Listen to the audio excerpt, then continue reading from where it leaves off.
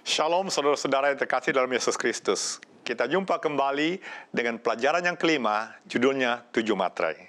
Baiklah, kita coba membaca ayat dari buku Wahyu pasal 5 ayat yang ke-9. Bunyinya sebagai berikut. Engkau layak menerima gulungan kitab itu dan membuka meterai-meterainya, karena engkau telah disembelih dan dengan darahmu engkau telah membeli mereka bagi Allah dari tiap-tiap suku dan bahasa dan kaum dan bangsa. Ayat 10. Dan engkau telah membuat mereka menjadi suatu kerajaan dan menjadi imam-imam bagi Allah kita, dan mereka akan memerintah sebagai raja di bumi. Nah, kapan 7 materai ini disampaikan dan ditulis di kitab Wahyu? 7 materai ini pertama kali muncul dalam kitab Wahyu pasal 5 ayat 1. Coba kita baca ayat ini. Maka aku melihat di tangan kanan Dia yang duduk di atas tahta itu sebuah gulungan kitab yang ditulisi sebelah dalam dan sebelah luarnya dan dimeterai dengan 7 meterai. Jadi jelas, gulungan kitab dengan 7 materai ini bisa dilihat atau dibaca isinya apabila sudah dibuka. Nah, harus dibuka lebih dahulu 7 materai, maka barulah kita bisa membaca apa isi di dalamnya. Nah, apa buku dan materai itu adalah hal yang berbeda? Ya, keduanya berbeda. Sebab buku adalah buku. 7 materai bukan bagian dari buku, melainkan materai yang mengikat buku. Karena 7 materai itu sangat erat hubungannya dengan buku yang di tangan Dia yang duduk di atas tahta surgawi. Jadi kita perlu memiliki pemahaman dasar tentang buku ini. Nah, saya beri contoh, anggaplah ini gulungan kitab. Gulungan kitab ini tidak bisa dibuka, karena masih dimateraikan. Bagaimana kita bisa mengetahui isinya? Tentu kita buka materainya. Anggaplah ini materai. Kalau membuka ini, saya coba buka. Nah, setelah saya membuka ini, barulah bisa kita membaca apa isinya. Dan siapa yang bisa membuka materai gulungan kitab itu adalah anak domba itu. Namun apa isi gulungan ini? Terus terang ini belum terbuka, namun saya coba memberikan ilustrasi. Sudah jelas, sifat dari buku yang dimateraikan ini tidak ada definisinya. Dan tidak ada yang bisa mengatakan tentang isinya. Ini akan bisa membuka banyak interpretasi. Namun kita bersyukur oleh sebab kita memiliki beberapa tulisan dari Roh Nubuat yang dapat membantu untuk mengidentifikasikan apa isi gulungan kitab itu. Isinya adalah, Yang pertama, di sana di tangannya yang terbuka terbentang buku, gulungan sejarah pemeliharaan Allah, nubuatan sejarah para nabi, bangsa-bangsa, dan gereja. Di sini terkandung ucapan-ucapan ilahi, otoritasnya, perintah-perintahnya, hukum-hukumnya, seluruh nasihat simbolis yang abadi, dan sejarah semua pengaruh dan perbuatan dari orang-orang yang pernah berkuasa di antara bangsa-bangsa. Segala macam bahasa simbolis terkandung dalam gulungan itu atas pengaruh dari setiap bangsa, lidah, dan orang-orang dari awal sejarah bumi sampai ke ujungnya. yang perlu kita catat, buku ini tentang sejarah terlengkap mengenai umat manusia yang berpedoman pada hukum Allah. Coba kita baca kutipan berikut ini. Dalam sejarah dan nubuatan, firman Allah menggambarkan konflik yang terus berlangsung antara kebenaran dan kesalahan. Nah, berarti buku ini menceritakan tentang sejarah yang panjang dari pertentangan besar yang terjadi di sorga sampai di bumi ini. Dan untuk itu coba kita baca satu kutipan manuskrip yang saudara bisa lihat di layar Anda. Kebanyakan yang dibicarakan adalah mengenai prinsip. Prinsip apa? Itu adalah sebuah prinsip yang bisa mengetahui apakah ada cacat tabiat manusia atau mengenai sebuah prinsip yang terdapat dalam firman Tuhan yang harus dipertanggungjawabkan oleh setiap orang pada hari pengadilan akhir, dan setiap kasus manusia akan ditinjau ulang kembali di hadapan Allah, dan setiap kasus itu mesti diputuskan. Oleh siapa? Bila mana kita membaca di dalam buku Wahyu, buku itu ada di tangan seseorang. Di sana terlihat tidak ada yang bisa membuka buku itu, dan ada ratapan dan tangisan dan penderitaan yang luar biasa karena mereka tidak dapat membuka buku itu. Tetapi seseorang berkata, "Ini ada seseorang, singa dari suku Yehuda, dia yang dapat membuka buku itu." Dia mengambil buku itu dan kemudian terjadilah suatu sukacita besar karena buku itu bisa dibukanya dan sekarang dapat dibaca. Dan setiap kasus akan diputuskan sesuai dengan hal-hal yang tertulis di dalam buku. Jadi sudah jelas bukan? Sekali lagi ini mengenai prinsip mengenai hukum Allah yang merupakan standar barometer patokan dari setiap manusia pada saat mereka menghadapi masa penghakiman. Dan saya akan memberikan satu buah kutipan lagi mengenai bagaimana hubungan hukum Allah ini dengan kitab Wahyu pasal 5. Haruskah aku menyalibkan rajamu? Tanya Pilatus, dan para imam serta pemimpin-pemimpin Yahudi menjawab, kami tidak mempunyai raja selain daripada Kaisar. Ketika Pilatus membasuh tangannya, lalu berkata, aku tidak bersalah terhadap darah orang ini, para imam bergabung dengan orang banyak yang bodoh, seraya berkata dengan geram, biarlah darahnya ditanggungkan atas kami dan atas anak-anak kami. Demikianlah pemimpin-pemimpin Yahudi mengadakan pilihan mereka. Keputusan mereka dicatat dalam kitab yang dilihat Yohanes dalam tangan dia yang duduk di atas tahta, kitab yang tak dapat dibuka seorang pun. Akibat dari keputusan ini akan tampil di hadapan mereka pada hari bila mana kitab ini akan dibuka meterainya oleh singa dari suku Yehuda. Nah, semakin jelas bukan? Keputusan para pemimpin Yahudi yang menolak Yesus sebagai Mesias didaftarkan dalam buku kitab Wahyu pasal 5 dan hanya bisa dibuka oleh singa suku Yehuda. Dan Yesus tidak menerus-menerus memeriksa buku selama peristiwa sepanjang era kekristenan. Tapi ia membuka materai itu di hari masa penghakiman seperti yang digambarkan dalam kitab Wahyu pasal 5. Jadi bila mana kita melihat buku di tangan kanan Yesus, buku itu hanya berfokus dan menitik beratkan pada hubungan di sekitar hukum Allah, kesaksian Yesus Kristus, dan Alkitab firman Allah. Nah, apa fungsi buku di ruangan pengadilan Wahyu pasal 5 ini? Kita bisa memahami ini dari perjalanan sejarah orang-orang Israel. Kitab yang berisi hukum itu disampaikan kepada Raja Israel ketika seorang raja ingin mendirikan kerajaannya dan berkuasa di atas tahtanya. Dan dia harus membaca buku itu, menyimpannya selama ia berkuasa sepanjang masa pemerintahannya. Coba kita baca dalam buku Kitab Ulangan 17 ayat 18 dimulai. Apabila ia duduk di atas tahta kerajaan, maka haruslah ia menyuruh menulis baginya salinan hukum ini menurut kitab yang ada pada imam-imam orang Lewi. Itulah yang harus ada di sampingnya dan haruslah ia membacanya seumur hidupnya untuk belajar takut akan Tuhan Allahnya dengan berpegang pada segala isi hukum dan ketetapan ini untuk dilakukannya. Ayat 20.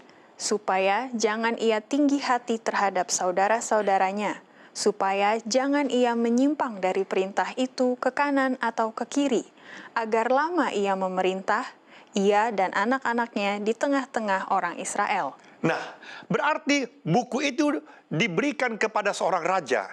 Kalau istilah sekarang adalah pengambilan sumpah.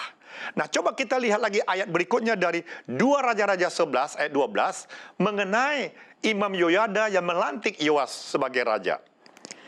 Sesudah itu Yoyada membawa anak raja itu keluar, mengenakan jejamang kepadanya dan memberikan hukum Allah kepadanya.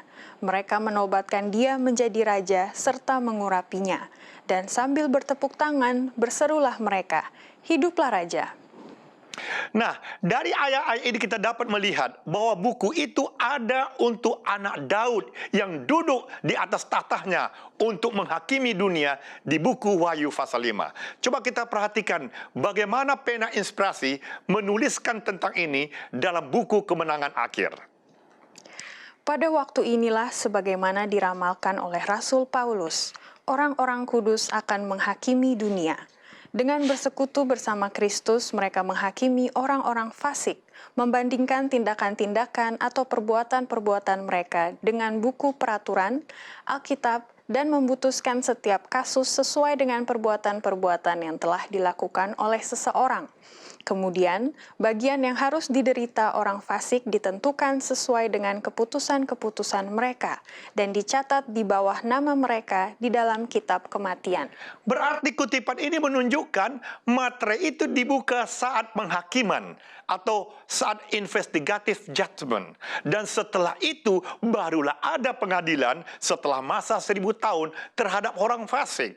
Sekarang kita telah memahami apa sifat dari kitab itu, sehingga kita dapat melanjutkan lagi soal pemateraian. Ketika anak domba mengambil buku itu dan mulai melepaskan materai, apa yang diuraikan dalam Wahyu pasal 5 ayat 8 sampai 10. Ketika ia mengambil gulungan kitab itu, tersungkurlah keempat makhluk dan ke-24 tua-tua itu di hadapan anak domba itu, masing-masing memegang satu kecapi dan satu cawan emas, penuh dengan kemenyan. Itulah doa orang-orang kudus. Dan mereka menyanyikan suatu nyanyian baru, katanya, "Engkau layak menerima gulungan kitab itu dan membuka meterai-meterainya. Karena engkau telah disembelih dan dengan darahmu engkau telah membeli mereka bagi Allah dari tiap-tiap suku dan bahasa dan kaum dan bangsa. Dan engkau telah membuat mereka menjadi suatu kerajaan dan menjadi imam-imam bagi Allah kita.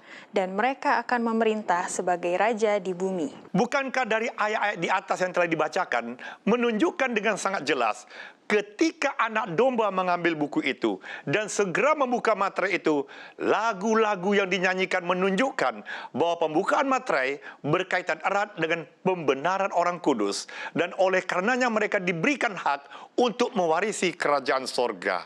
Nah, apa yang dilihat oleh Nabi Yohanes ketika materai itu sudah dibuka? Ketika materai itu sudah dibuka, Yohanes melihat peristiwa yang muncul dengan sangat dramatis dan ia mendengar suara-suara surgawi sebanyak yang ada di bumi dicatat dalam buku Wahyu pasal 6. Kita coba baca ayat yang kelima. Dan ketika anak domba itu membuka meterai yang ketiga, aku mendengar makhluk yang ketiga berkata, "Mari." Dan aku melihat sesungguhnya ada seekor kuda hitam dan orang yang menungganginya memegang sebuah timbangan di tangannya. Ayat 10. Dan mereka berseru dengan suara nyaring, katanya, "Berapa lamakah lagi, ya penguasa yang kudus dan benar, engkau tidak menghakimi dan tidak membalaskan darah kami kepada mereka yang diam di bumi?" Ayat 16 sampai 17. Dan mereka berkata kepada gunung-gunung dan kepada batu-batu karang itu, "Runtuhlah menimpa kami dan sembunyikanlah kami terhadap Dia yang duduk di atas tahta dan terhadap murka anak domba itu.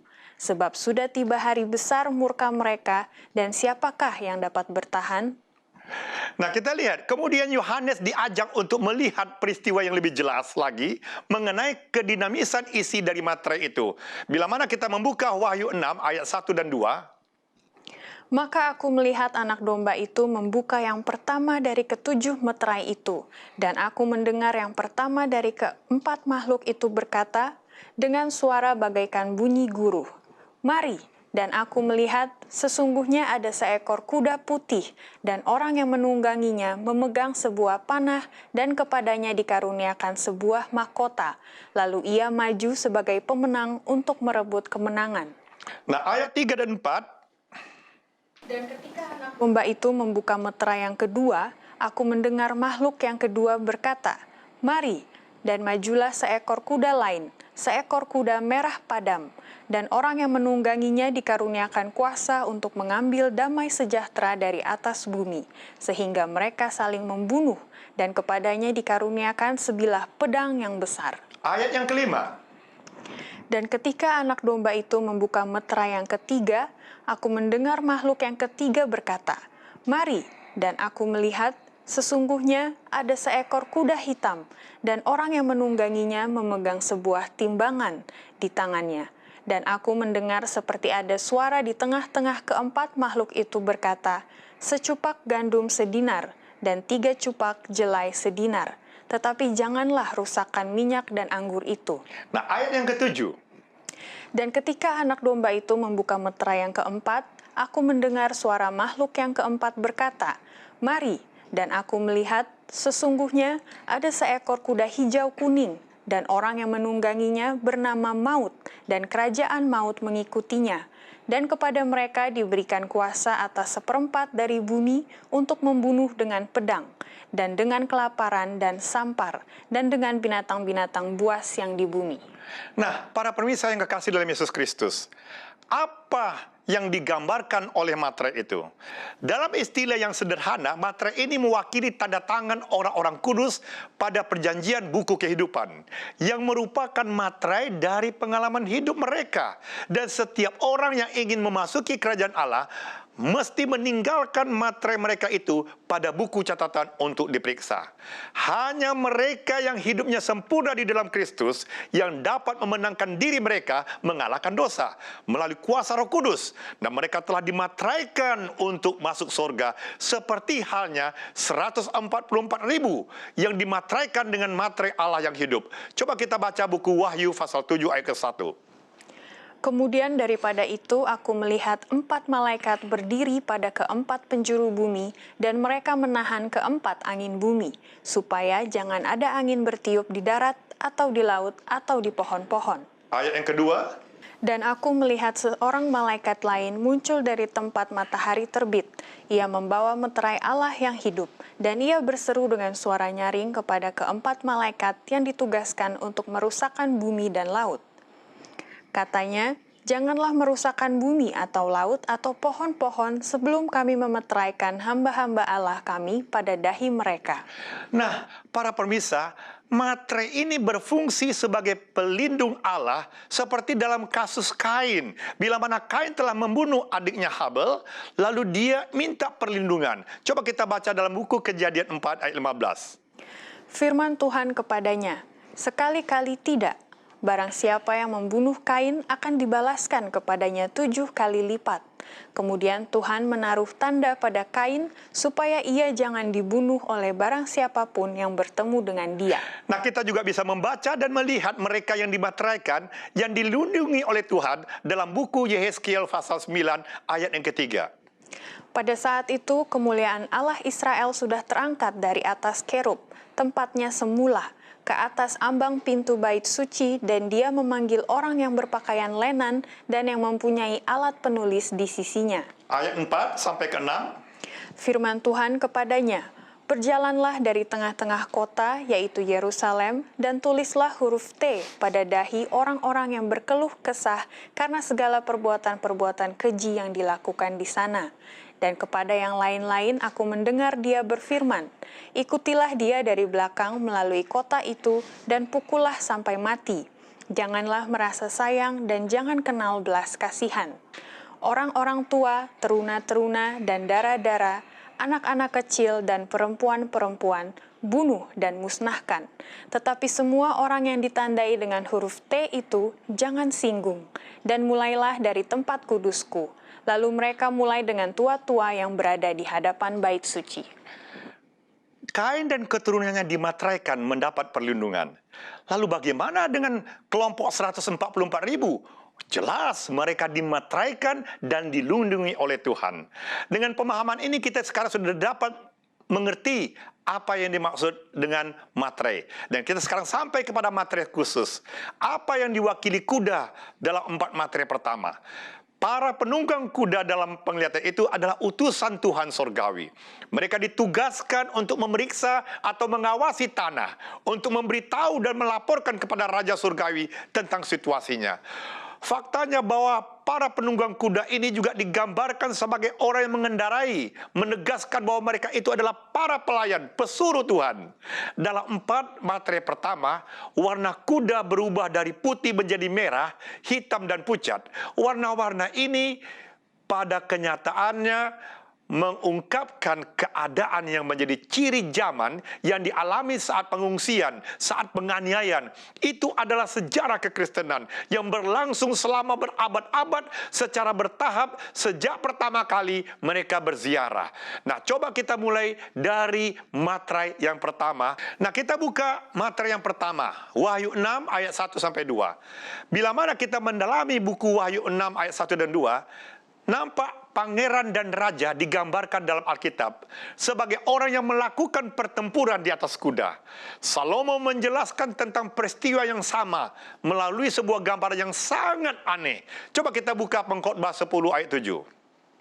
Aku melihat budak-budak menunggang kuda dan pembesar-pembesar berjalan kaki seperti budak-budak. Nah, bukankah Tuhan sendiri pada akhirnya muncul dengan menaiki seekor kuda putih untuk menghakimi bangsa-bangsa? Kita buka Wahyu 19 ayat 11.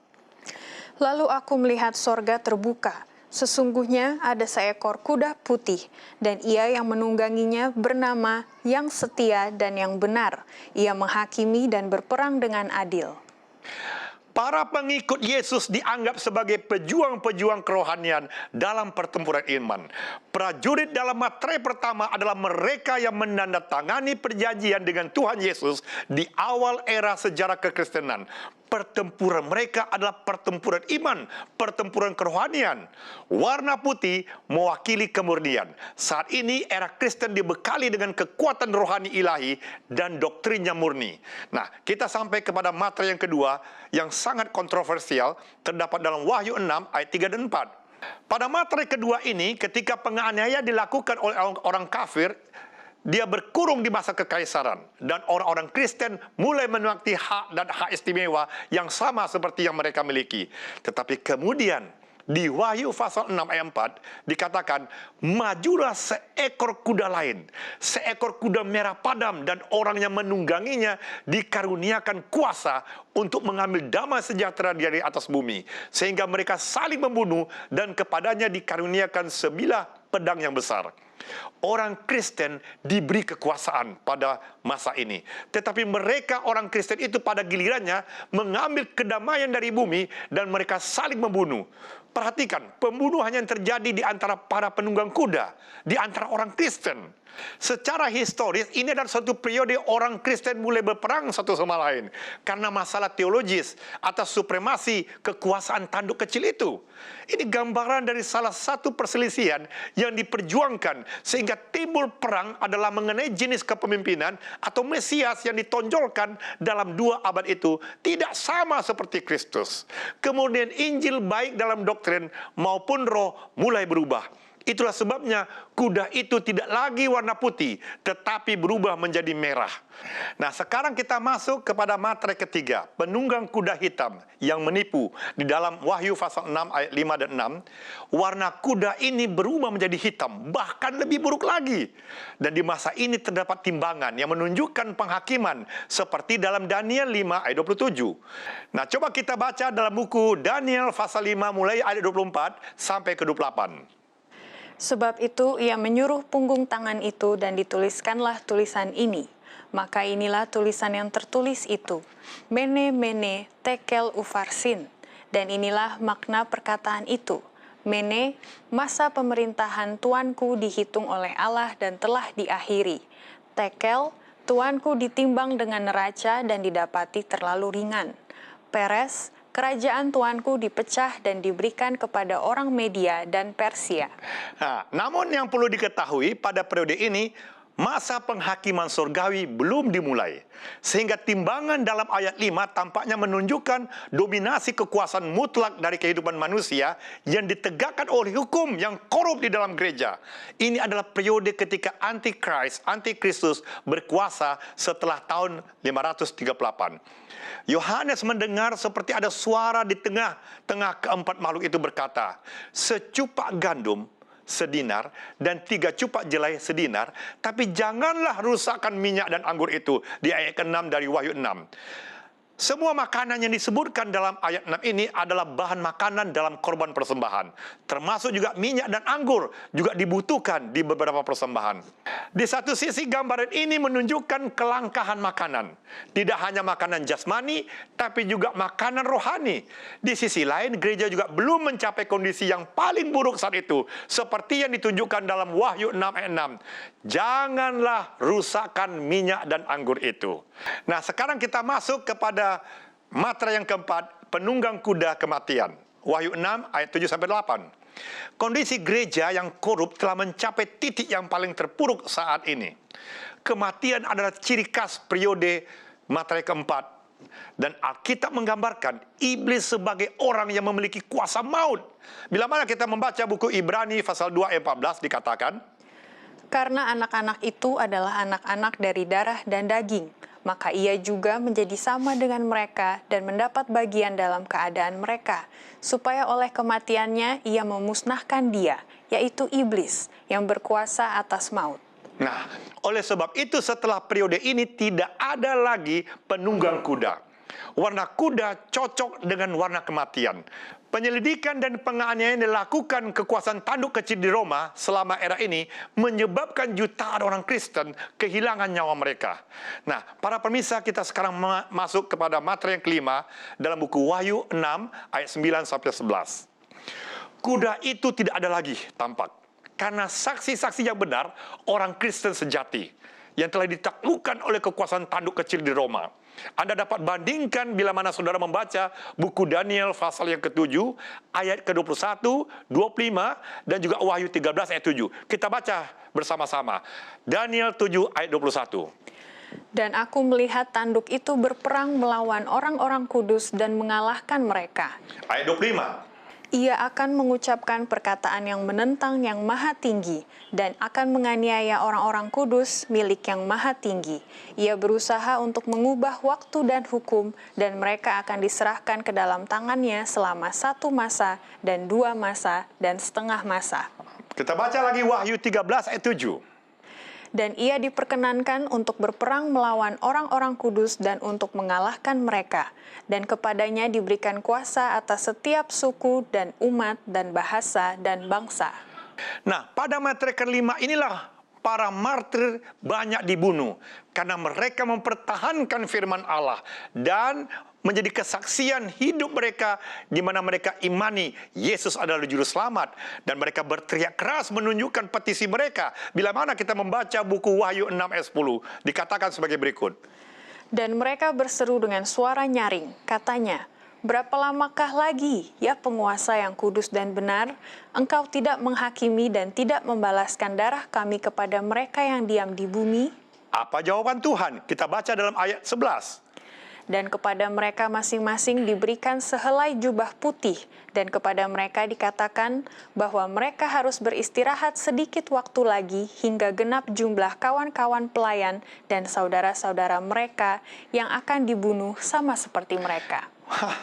Kita puji Tuhan, mereka diberi jubah putih yang menunjukkan identitas mereka yang tidak bercacat. Tetapi hadiah terakhir harus menunggu sedikit, yaitu 1 musim lagi, menunggu kelompok 144.000 ini genap dan selesai. Kita harus memperhatikan bahwa di bawah materi kelima ini penghakiman belum dimulai. Masih ada jangka waktu 1 lagi. Nah, coba kita masuk kepada materi yang ke-6 dalam buku Wahyu 6 ayat 12-17. Bukankah kejadian demi kejadian terjadi? Gempa bumi besar terjadi pada tanggal 1 November tahun 1755. Hari yang gelap tanggal 19 Mei tahun 1780. Hujan meteor 13 November tahun 1833. Dan materi ke-6 membawa kita kepada zaman akhir. Tanda-tanda alami kedatangan Yesus kedua kali muncul. Muncullah pergerakan Miller yang dimulai di bawah materi ke-6. Dan Wahyu 14-17 adalah gambaran setelah penutupan pintu kasihan, ketika murka Allah akan dicurahkan yang diikuti oleh kedatangan Kristus yang kedua kali. Raja segala raja dan Tuhan serta segala Tuhan. Di bawah materi ke-6, belas kasihan Tuhan diperpanjang waktunya untuk diberikan kepada dunia berupa panggilan terakhir. Apa itu panggilan terakhir atas belas kasihan Tuhan? Yaitu pekabaran 3 malaikat. Tuhan membangkitkan semangat kelompok 144.000 untuk melakukan pekerjaan baginya di hari-hari yang terakhir. Maka itu saudara-saudaraku yang kekasih dalam Yesus Kristus, kita hidup hari ini di matra yang ke-6. Kita diberikan suatu kesempatan, tugas mulia membawa pekabaran 3 malaikat untuk disampaikan kepada mereka yang belum mengenal akan Tuhan. Bagi mereka yang mungkin masih menyembah berhala, supaya tabiat kita dimurnikan dan kita bisa bergabung kepada kelompok 144.000 itu. Nah, untuk itu kita masuk sekarang kepada materi yang ke-7, Wahyu pasal 8 ayat 1-5. Ketika mereka telah menyelesaikan pekerjaan mereka, Materai ketujuh pun akan dibuka. Dan masa pencobaan berakhir sudah. Dalam Wahyu pasal 8 ayat 1 kita baca. Dan ketika anak domba itu membuka meterai yang ketujuh, maka sunyi senyaplah di sorga, kira-kira setengah jam lamanya. Nah, ketika pintu kasihan ditutup, muncullah cawan murka Allah itu. Dicurahkan indikasi tertutup pintu kasihan. Dan di bawah materai ketujuh, Allah mulai meninjau kembali sangkakala untuk melaksanakan penghukuman dengan mengirim cawan murka Allah. Tetapi kita akan membahas mengenai ketujuh sangkakala ini minggu depan. Sebagai kesimpulan pelajaran kita mengenai tujuh materai, pelajaran ini adalah peninjauan kembali terhadap kasus-kasus mereka yang menandatangani perjanjian hidup dengan Tuhan. Artinya, ini adalah untuk umat Allah. Tujuh materai untuk umat Allah.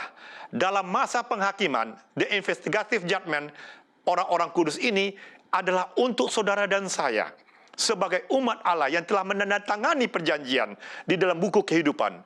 Namun, meskipun setiap periode terdapat serangan setan yang semakin menjadi-jadi dan semakin parah, tetapi jangan lupa, Allah masih memiliki umatnya yang sisa. Dan kehidupannya itu dimateraikan oleh kehidupan orang Kristen sejati. Dan mereka akan dilindungi oleh materainya dari penghakiman terakhir. Dan akhirnya diberi pahala dengan jubah putih dan kehidupan kekal. Kita hidup di bawah materai ke-6. Periode untuk memberikan kesaksian kepada dunia. Sebuah panggilan terakhir, pekabaran 3 malaikat.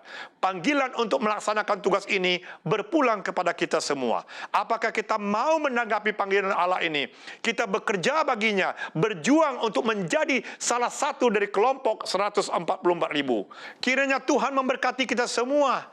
Dan dengan pertolongan hikmat surgawi, biarlah kita mampu dikasih pengertian untuk mengerti pelajaran 7 materai ini. Untuk mempersiapkan kita berjuang bergabung ke dalam kelompok 144.000 itu. Kiranya Tuhan memberkati kita semua dan kita berdoa. Tuhan Allah Bapa kami yang bertata dalam kerajaan sorga. Begitu besar kasih Engkau, belas kasihan dan kemurahan-Mu kepada kami semua, khususnya umat Allah. Engkau telah menyiapkan 7 materai dari setiap periode. Dan kami yang hari ini hidup di materai yang ke-6, di jemaat yang ke-7, biarlah kami menyadari bahwa sesungguhnya kami hidup di penghujung sangkakala ke-7, di mana setelah berakhir sangkakala ke-7, materai ke-7 akan muncul dan berakhir sudah masa kemurahan Allah. Engkau akan datang dari sorga. Biarlah orang yang menyaksikan acara ini sungguh-sungguh bersyukur dan mendalami akan firman-Mu itu. Bahwa waktunya sudah sangat singkat. Engkau akan datang segera. Terima kasih Yesus, terima kasih. Di dalam nama-Mu yang indah kami berdoa. Amin.